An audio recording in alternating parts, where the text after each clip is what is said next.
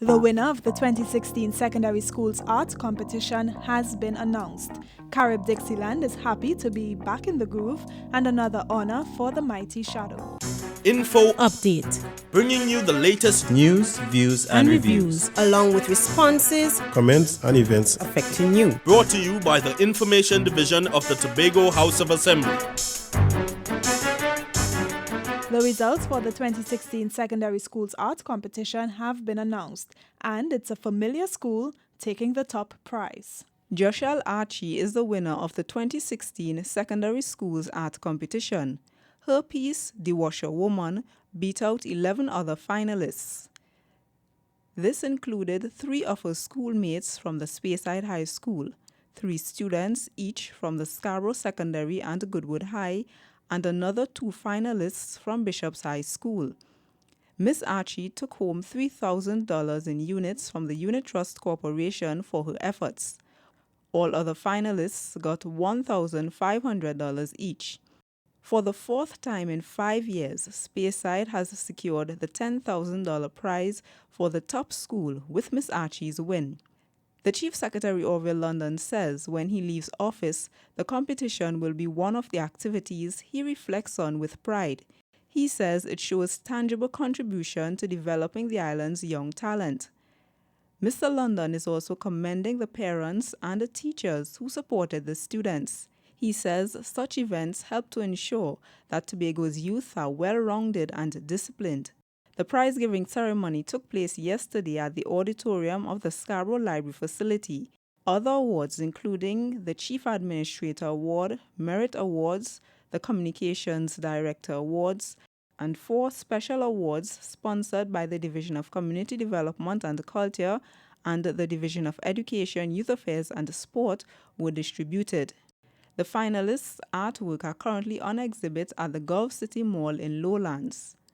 I'm Amadara Mills for Info Update. One community organization's headquarters has been given a facelift. Here are the details. The newly refurbished Carib Dixieland Pan Theatre at Mount Pleasant is back in action. The venue recently hosted a recommissioning ceremony to mark its reopening after being upgraded. McNichol Nicholson, manager of Carib Dixieland, says the band's executives and members are thrilled with the improved facilities. We are now in a position to offer pan classes in a more comfortable and spacious environment in May 2017. Those of you who are familiar with what we do here, where pan classes are concerned, we normally walk the village in April, and by May, we have the kids in here, and by October, they graduate. Mr. Nicholson is thanking the Division of Community Development and Culture for conducting the works.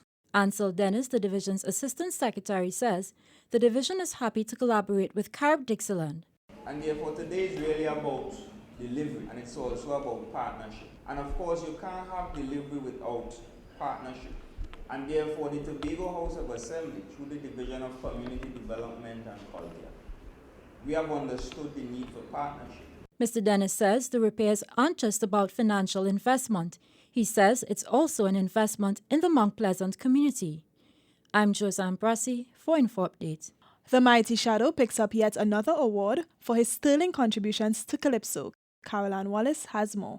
3 Tobago icons were recently inducted into the Tobago Literary Hall Awards. Calypsonian Winston Bailey, better known as the Mighty Shadow, was honored during the function along with cultural anthropologist and writer Roald Axbach Titus and the playwright Cheryl Birchwood Thabiti. The function was the result of a collaboration between the Tobago Writers Guild and the NGC Bocas Lit Fest. The Empowerment Foundation of Tobago was also part of the event.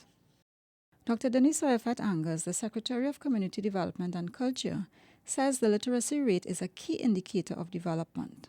She says many organizations are contributing to the island's progress with literacy.